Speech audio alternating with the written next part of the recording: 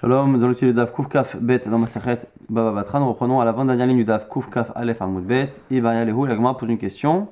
Eretz Israël, l'Ishvatim Iflou. Comment a été partagé Eretz Israël? Est-ce que Eretz Israël, l'Ishvatim Iflou, a été partagé entre les tribus? Il y avait 12 tribus qui devaient avoir une terre, puisqu'il y avait Ephraim et Ménaché, 2 tribus pour Yosef, et Lévi qui n'avait pas d'héritage. Donc on a 12 parties. Est-ce qu'on a partagé en 12 la terre d'Eretz Israël avec des parts égales? Et après, dans chaque tribu, on a séparé ce même terrain en fonction du nombre de personnes. Ce qui veut dire que selon ce calcul-là, une tribu qui était peu nombreuse, chaque père de famille avait un terrain qui était plus grand que les tribus très nombreuses, qui avaient le même terrain pour toute la tribu, mais qui avaient beaucoup plus de personnes à qui partager la terre. Odilma ou peut-être, l'Ikarka, Gavre, Ifloug. Est-ce que la terre a été partagée dès le départ en fonction du nombre de personnes? Donc on a partagé à peu près en 600 000 personnes, et après on a donné à chaque tribu une partie de la terre d'Eretz Israël en fonction du nombre de personnes. Et donc du coup la question en gros c'est est-ce que chaque homme a eu une part égale mais que les tribus de manière générale n'en ont pas eu, ou est-ce que c'est l'inverse, c'est les tribus qui ont eu des parts égales et les hommes non. Tashma l'Agmara apporte 2 réponses. Première réponse, Ben Rav Lim'at. C'est marqué dans Babinbar, Al Pi Agoral Techalek Nahalato. Ben Rav Lim'at, que en fonction du tirage au sort que l'on fera, Tehalek Nahalato, la part de la tribu sera égale. Ben Rav Lim'at, on dit Ben Rav Lim'at, que ce soit beaucoup ou que ce soit un peu. Et donc on a l'impression ici que ça a été partagé en fonction des tribus. Et que finalement, on peut se retrouver à avoir un qui a plus que l'autre. Ve'ot Tanya, Od Braïta, Atida Eretz Israël, Chet Chalek. Plus tard, la terre d'Eretz Israël sera partagée en 13 tribus, c'est-à-dire en 13 parts. Car au départ, elle n'était partagée qu'en 12 tribus. Et ici, le fait de dire en 13 tribus, ça n'a pas de sens. On verra que le 13e, ce sera le Mashiach qui aura une part en Eretz Israël. Et ici, on voit bien que quand on dit en 13, c'est pas 13 tribus, c'est 13 parts. Et donc, du coup, là aussi, quand on dit qu'aujourd'hui, ça a été partagé en 12, ça a l'air d'être des parts égales. Ça, c'est les 2 braïtot qui vont servir à répondre à notre question. Et au passage, la Gemara continue la braïta et va étudier tout ce qui est dans la suite de cette braïta. Velo nitralka et la bekesef. Et la terre a été partagée en fonction avec de l'argent. Chez Neymar, on verra exactement ce que ça veut dire. C'est qu'on va compenser certaines choses avec de l'argent en fonction de soit de la taille, soit de l'accessibilité de chaque partie qui a été donnée. Velo nitralka et la bekesef. La terre a été partagée en fonction de certaines sommes d'argent, chez Neymar comme c'est marqué, Ben Rav Lim'at, que ce soit beaucoup ou un peu, et ici ça fait une référence à l'argent. Amar Rabbi Yehuda, c'est Rabbi Yehuda Shaveh Chamesh, c'est In Bagalil, nous dit Rabbi Yehuda que une superficie de 1 CA en Yehuda vaut 5 fois cette superficie, 5 c'est In Bagalil. On continue la braïta même si tout n'est pas compréhensible à la première lecture. Velon Yitraka Ela Begoral, et la terre a été partagée par un tirage au sort. Chez les marques, comme c'est marqué, le verset qu'on a cité, Ach Begoral, seulement par un goral, par un tirage au sort, Yechalek et Ta'aret, on partagera la terre. Velon Yitraka Ela Beurim Vetumim, et elle a été partagée également par Urim Vetumim, par le fait de demander à Kadosh Baruch Hu de nous répondre, et Hachem répondait par les lettres qui étaient marquées sur le pectoral. Le Kohen Gadol avait un pectoral sur lequel il y avait des pierres, et sur les pierres était gravé le nom des 12 tribus, et ces lettres-là s'illuminaient lorsqu'on posait une question, et que c'était un Kohen Gadol qui avait Roi HaKodesh, qui avait l'Esprit Saint qui posait la question. On avait la réponse, et donc on sait que ça a été partagé avec cette manière-là. Chez Neymar, comme c'est marqué, Alpi Hagoral, sur la bouche du Goral, selon le Goral, mais traduction littérale, Alpi Hagoral, et en général lorsqu'on dit Alpi, c'est Alpi Hachem, c'est-à-dire que c'est Hachem qui s'est prononcé, et donc du coup c'est venu nous dire qu'il y avait eu 2 goralotes, un goral papier et un goral Urim et Tumim, exactement comme la Braïta va l'expliquer, à Ketzad, comment ça fonctionnait. El Hazar, donc qui était le Kohen Gadol, Melubash Urim et Tumim, s'habiller avec le pectoral sur lequel il y avait Urim et Tumim, les pierres de Urim et Tumim. Yoshua vechol Israël amdim lefanav, et Yoshua Binoun et tout Israël était devant lui. Et Kalpi shel Shvatim et Kalpi shel Trumim munachim lefanav, et il avait des papiers dans lesquels étaient marqués d'un côté les noms des tribus et d'autres papiers dans lesquels étaient marqués les noms comment dire, des territoires des restes Israël. Et il disait par Esprit Saint, par Ruach HaKodesh, et les commentaires expliquent ici, c'est le fait de demander à Kadosh Baruch Hu et que les pierres répondaient en s'illuminant. Ve'omer, et du coup, en fonction de la réponse qui était donnée, il disait à voix haute, Zevulun, par exemple, la tribu de Zevulun, Role Trum Ako, Role Imo, et la tribu de Zevulun doit recevoir la région de Ako au nord d'Eretz Israël. Tara avec Alpi Sheshvatim, et une fois qu'il a demandé à Urim et Tumim, il vérifiait ce qui avait été dit par Urim et Tumim, il le vérifiait par le tirage au sort. Tara avec Alpi Sheshvatim, il tirait dans la boîte dans laquelle les petits papiers des noms des tribus, et comme par hasard, vers Alabia de Zulun, c'était toujours le nom de Zulun qui sortait, Tara avec Alpi Shetrumin, et lorsqu'il prenait les papiers où il y a marqué les régions, vers Alabia de Trum Ako, c'était Ako qui sortait, et donc du coup on faisait d'abord par Urim et Tumim, et après on vérifiait la véracité de la chose par un tirage au sort.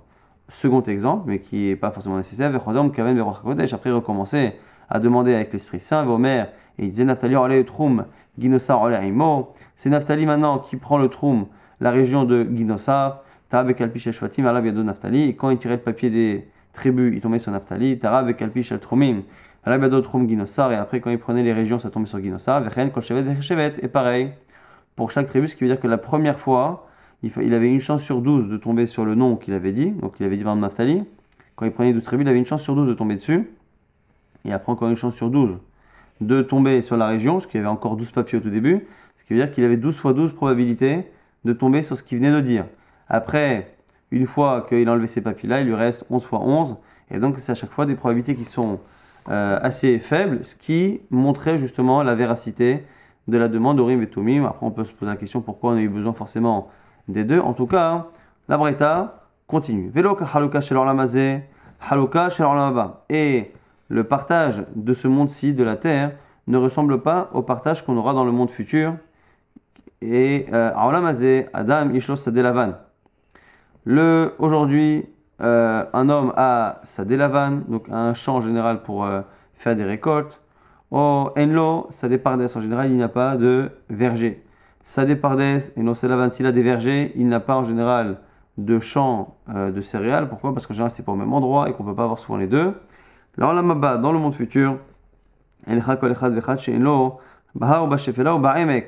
tu n'auras aucune personne dans Israël qui n'aura pas une part dans la montagne, dans la plaine, dans tous les types de terrains. Chez les marques, comme c'est marqué là-bas dans les Cheskel, Sha'ar Reuven Echad, Sha'ar Yehuda Echad, Sha'ar Levi Echad, c'est marqué là-bas au sujet de toutes les tribus et toutes les portes, celle de Reuven, celle de Yehuda. Chaque fois c'est marqué Echad, Echad, une, c'est pour nous dire que tout sera équivalent.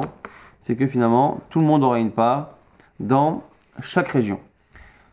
Et on nous dit après que Akadosh Baruch Hu mechalek lahem be'atzmo shnema ve'ele machloktam neum Hashem. Et on dit qu'au moment du Mashiach, Akadosh Baruch Hu c'est lui-même qui va départager non plus le tirage au sort du Kohen Gadol, comme c'est marqué, ve'ele machloktam.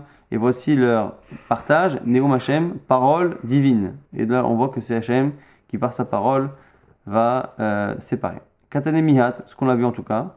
Shebatrila lo nitchalka ela lishnema sa shvatim. Shma mina lishvatim iplug. Shma mina, la Gemara nous explique en quoi on a répondu à notre question. Le fait de dire que c'était partagé en 12 tribus, on a notre réponse à notre question, c'était partagé en fonction des tribus et non pas en fonction des hommes. Dans tous les cas, même la suite de la Braïta qui avait dit qu'on mettait dans des papiers les noms des régions et les noms des tribus, ça n'a de sens que si les terrains sont de taille et de valeur équivalentes. À Marmar, on continue et on étudie petit à petit ce qu'on a vu dans cette Braïta. Plus tard, la terre d'Israël sera partagée en 13 tribus. Idach Leman, la Gemara dit cette 13e part, elle est pour qui? Amara Prisda, les Nassi. Ce sera pour le Nassi, celui qui va diriger, qui est le Melech HaMashiach. Dirtiv, comme c'est marqué, Veharoved A'ir, et celui qui travaille pour la ville, donc celui qui sert la ville, comme c'est marqué à plusieurs reprises, que celui qui dirige, il est Roved, il travaille pour le Tzibour. Ya'avduhu mikol shivtei Israël. Parmi de toutes les tribus d'Israël, on va le servir. Alors c'est quoi le servir? Ici la Gemara a l'air de comprendre selon la Prisda que c'est une allusion au fait que chacun va donner un peu de la terre et donc du coup ce qui était partagé en 12 tribus chacune des tribus va donner un peu de sa part pour créer une 13e part qui sera pour le Nassi. Alors, objection de la Gemara, Marler, Afapal et Abaye, Ema, Rongard, Me'alma. Quand on dit qu'on va le servir, qui nous dit que c'est pas seulement qu'on va lui envoyer des serviteurs pour lui faire ses tâches, et du coup, ça ne veut pas dire qu'on a donné une terre. La Gemara dit, Lo, tu ne peux pas dire ça, penser cela. Dire si c'est marqué dans Yecheskel là-bas, Vernota, la Nassi, misé ou misé, les Troumat à Kodesh, Vela Chosat à Ir. Est-ce qu'il y a en plus, pour le Nassi, misé ou misé, de cette tribu, de chaque tribu, les Troumat à Kodesh sera pour la Troumat à Kodesh, Vela Chosat à Ir, et pour l'héritage de la ville, ce qu'il a entre eux, et on a l'impression ici qu'on parle de terrain, et non pas ici de serviteurs qui viennent simplement le soulager dans ses besoins, mais on a l'impression ici que c'est une terre, donc on peut avoir en trop, et à ce moment-là, on la mettra ici ou là.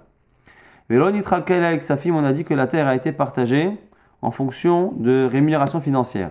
Shneemar, comme c'est marqué, Benra, Velim'at, que ce soit beaucoup, que ce soit un peu, c'est une référence à une somme d'argent. La Gemara dit les mailles. Pourquoi parler d'argent? Il est mal, les choufra, les sanya. Si tu veux me dire que c'est pour choufra une bonne terre, les sanya une mauvaise terre, c'est-à-dire que on a partagé la terre en fonction, enfin la terre d'Israël en 12 parts qui ont la même valeur, même si certaines terres sont petites et certaines terres sont grandes. Et du coup, on a compensé avec celui qui a une terre qui est moins bonne, aura une compensation de l'autre. Là, on m'a dit, Atou Bishuftani Askinan, est-ce qu'on parle de gens stupides? C'est-à-dire que les gens préfèrent, si on a donc deux terrains qui ont une taille équivalente, mais qu'il y en a un qui a une moins bonne valeur, tout le monde préférera avoir le terrain de bonne valeur, donc avoir toute la somme en biens immobiliers, plutôt que d'avoir un terrain de superficie équivalente, mais de valeur bien moindre, et d'avoir la compensation en argent. En gros, pour une valeur égale, on est en train d'estimer qu'il n'y a que des gens bêtes qui préfèrent pour comme ça un héritage qui est censé durer pour des générations et des générations.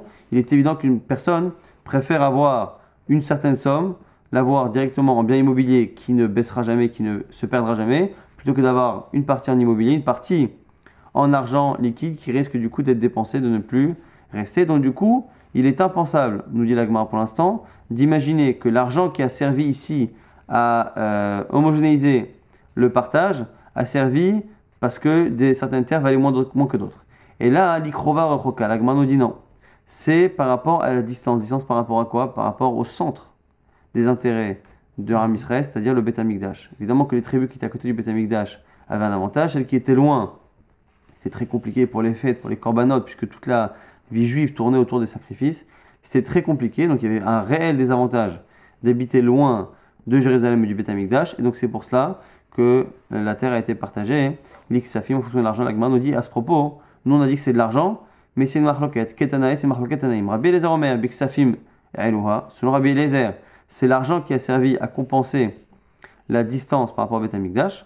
Rabbi Yoshua Omer, Bekarka Eluha, selon Rabbi Yoshua, on a donné encore une fois de la terre. Lui, on pense encore une fois que une compensation ici par de l'argent n'est pas suffisante. Comme finalement c'est un problème qui va être sur la durée, puisque la tribu restera définitivement dans une région qui est loin du Beth Amikdash, il n'y a pas de raison que la compensation ne soit pas elle également définitive. Donc on lui donnera une terre, c'est l'avis de Rabbi Yoshua, pour que éternellement, en tout cas tant que la terre d'Israël est partagée de cette manière, la tribu puisse compenser une perte par un avantage ici en terrain. Velo nitral kaela begoral, on a dit aussi qu'on avait partagé avec un goral, avec un tirage au sort, chez comme c'est marqué ach begoral. Alors nous on a un principe de limoud dans les drachot, à chaque fois que c'est marqué ach ça exclut. Ça veut dire seulement begoral, techalek haaretz. Ach ça exclut, Tana, la Braïta nous dit, ach begoral, ça vient exclure deux personnes. Yatsou Yoshua et Kalev. Yoshua et Kalev et Nifune, qui sont les deux seuls qui normalement auraient dû être touchés par la Xéra puisqu'ils n'étaient pas de la tribu de Lévi et qu'ils avaient entre 20 et 60 ans a priori. Ce sont les deux seuls qui ne sont pas morts parmi ceux qui auraient dû être punis à cause des Meraglim. Et on a vu qu'ils ont hérité, rappelez-vous, des parts des 10 autres Meraglim qui, eux, ont perdu leur part. La Gemara se dit pourquoi on exclut les deux Meraglim, ici on les exclut de l'héritage. Les mailles, il est madelo shakul klal. Si tu veux me dire qu'ils n'héritent pas du tout, c'est-à-dire qu'ils n'héritent pas leur part. Chacun est d'une tribu et ils n'héritent pas la part de leur tribu. La Gemara dit c'est pas possible. Pourquoi? Si déjà leur mérite leur a permis d'hériter ce qui appartenait à la base aux autres, ça n'a pas de sens d'imaginer qu'ils n'ont même pas la force d'hériter ce qui leur appartient. Il est madelo shakul klal. Achadela didou shakul. Ils ont pris ce qui n'est pas à eux. Didou mi baya. Tu te poses la question sur ce qui leur revient. Et là, chez le Natlo Begoral, et là, Alpi Hachem. C'est-à-dire nous apprendre que eux n'ont pas eu besoin de passer par le Goral, par le tirage au sort. Simplement, Alpi Hachem, c'est Hachem qui a décidé de leur donner telle ou telle terre. Et la source, elle est surtout dans Yoshua. Yoshua, c'est marqué Yirtiv. Alpi Hachem, Natnulo, par la parole de Dieu, on lui a donné à Josué et Yoshua, et Ta'ir, à Shasha'al, la ville qu'il a demandé, et Timnat Serach, Be'ar Ephraim, la ville de Timnat Serach, dans la montagne d'Ephraim. Et au passage, la Gemara va nous rapporter une dracha par rapport à Serach. Tiv Serach, Urtiv, Timnat Hayes. C'est marqué ici pour l'instant. On a vu Timnat Serach dans Yoshua. Et dans le livre de Shoftim, là on a tourné la page Koufka Bet Amud Bet. Dans le livre de Shoftim, on appelle là-bas cet endroit Timnat Cheres. Donc ce sont les mêmes lettres, Serach et Cheres, inversées. Et l'Agma ici va faire des drachot liés justement au sens de ces deux mots. Cheres, c'est de l'argile. Et Serach, c'est quelque chose en général d'humide qui peut pourrir. Alors comme ici on parle d'une terre qui est sèche, une terre qui est humide, on peut finalement avoir deux lectures. On peut dire que ce qui est sec est mieux que ce qui est humide, et on peut dire également l'inverse. Ça dépend encore une fois de quoi on parle. On parle ici des fruits. Amar Rabbi Elazar propose, quoi qu'il arrive, c'est pour dire qu'une fois que Yoshua a pris cette terre, elle a pris de la valeur. Soit parce qu'au départ, les fruits étaient secs, c'est-à-dire qu'il n'y avait pas de... les fruits n'étaient pas sucrés, n'étaient pas, on parle ici de dattes, de figues en général, qui quand ce sont des fruits secs, ce sont des fruits qui n'ont pas bien mûri, qui n'ont pas forcément de valeur, ou le basov perotea masrichim, et à la fin, c'est des fruits qui étaient tellement gorgés de miel qu'ils étaient presque masrichim, qui pouvaient presque pourrir plus facilement tellement ils étaient gorgés de miel. Les cas qui disent l'inverse, que masrichim c'est en fait négatif, qu'au départ, ces fruits dans cette région étaient gorgés de miel mais qui pourrissaient rapidement.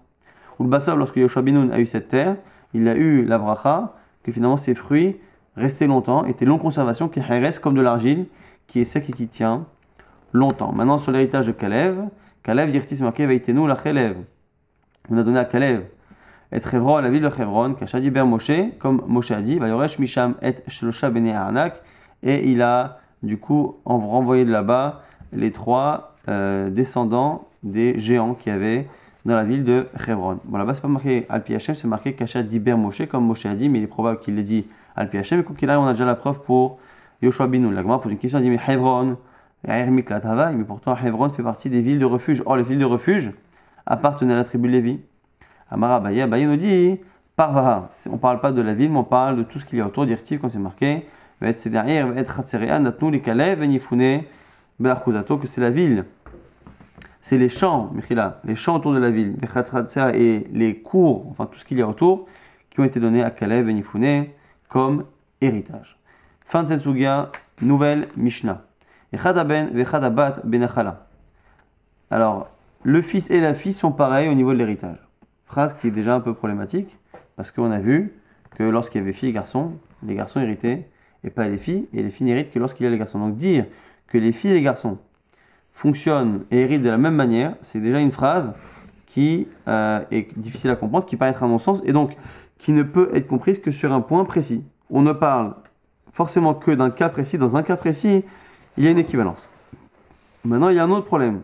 C'est qu'une fois qu'on a dit cette règle, qu'on a dit qu'il ne peut parler que d'un cas précis, on fait une sorte d'exception à cette règle. On dit, le garçon et la fille sont pareils et là, mais seulement, Shaben Otel Pishnaim Benir Sa'ab. Le garçon prend double part dans les biens de son père, Ve'ein Otel Pishnaim Benir Sa'am, mais il ne prend pas double part dans les biens de la mère. Ce qu'on a dit ici, donc, c'est quand il y a un aîné garçon qui prend double part. Il prend double part lorsque c'est le père qui décède et qui les fait hériter. Si par contre c'est un héritage venant de la mère, le garçon partagera avec ses frères de manière équivalente, même si il est Bechor.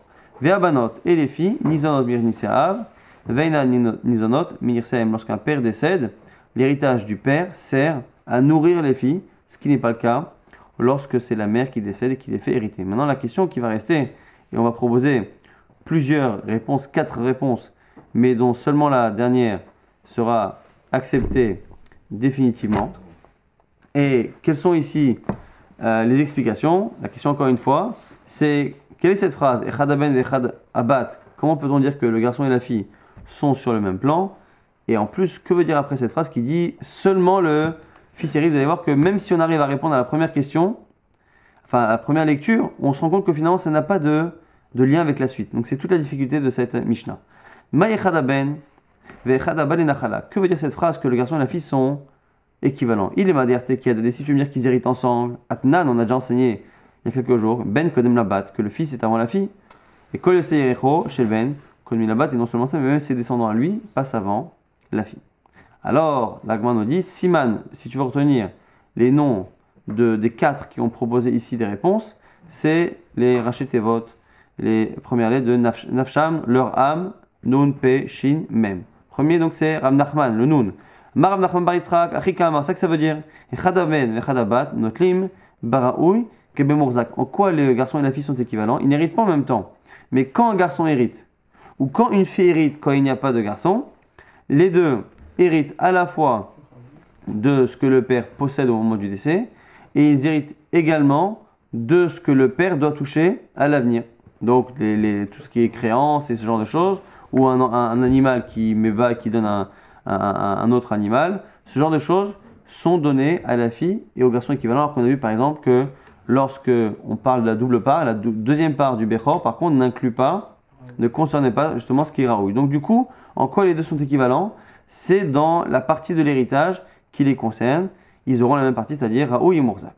Ça, c'est ce qu'on propose. L'Agma dit déjà, ça ne peut pas être ça. Pourquoi? Parce que c'est évident. Très souvent, on va rejeter ces explications pour deux choses. Non seulement parce qu'on connaît déjà cette halakha que tu veux m'expliquer au nom de cette Mishnah chez nous, donc c'est pas la peine de répéter. Et en plus, ça n'a pas de lien avec la suite. Hanamitanina, mais attends, c'est déjà marqué dans une Mishnah. Benot selofran naklusha chalakim benachala, hayek avien, sheimos mitzraim, vechelko, imechab, benirsechever. On a dit que les filles de Tselophrad ont pris 3 parts dans l'héritage. La part de leur père dans la terre d'Israël et la part de leur père dans l'héritage du grand-père, qui est une double part. C'est comme ça qu'on arrive à 3. Et le fait qu'on ne sache pas qui est mort en premier, le grand-père ou le père, c'est-à-dire qu'il est possible que le grand-père soit mort après. Ce qui veut dire que la double part qu'elles ont héritée du grand-père, c'est une double part qu'elles ont héritée finalement de quelque chose qui est raoui, qui n'était pas encore arrivé dans les mains de leur père. C'est-à-dire que leur père n'a pas hérité réellement de son propre père, donc du grand-père. Et donc on voit ici que les filles héritent de quelque chose qui est raoui, même si ce n'est pas encore Mourzak. Vérod, et en plus cette explication ne tient pas. Maï est là. Comment peux-tu comprendre la coordination entre le début de la phrase en disant, c'est quoi les garçons et les filles quand ils héritent à la fois de ce qui existe au moment du décès, et ils héritent également des revenus qui doivent venir après, mais seulement le garçon prend double part chez le père et pas chez la mère. Ça n'a aucun rapport. Il n'y a pas ici de raison de lier les deux. La deuxième partie de la phrase n'est pas une exception à la première règle. Et là, Rafapa, deuxième explication, on a dit Nafsham, Nun, Nachman, Pe, Rafapa. Achikama. Echadaben echadabat, notlim helek babechora. C'est quoi? C'est pour nous dire que le garçon et la fille peuvent prendre une part dans la Bechora. Donc on dit peuvent prendre une part lorsque le père était Bechor, les enfants peuvent hériter. Donc on m'a dit ça aussi. Hanami Tanina, ça on l'a déjà enseigné. Mais chez Aya Bechor, notesh nechalakim, ça on a vu aussi dans la même Mishnah qu'on a cité, que les filles de Tselophrad, même si elles étaient une fille, elles ont hérité par leur père d'une double part. Donc ça aussi.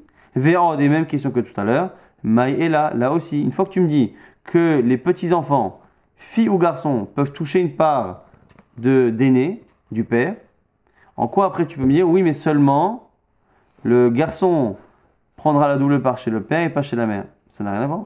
Et là, Marabashi, Achikama. Troisième explication. Echad ben abanim, non, Echad ben abanim, ve Echad bat ben abanot.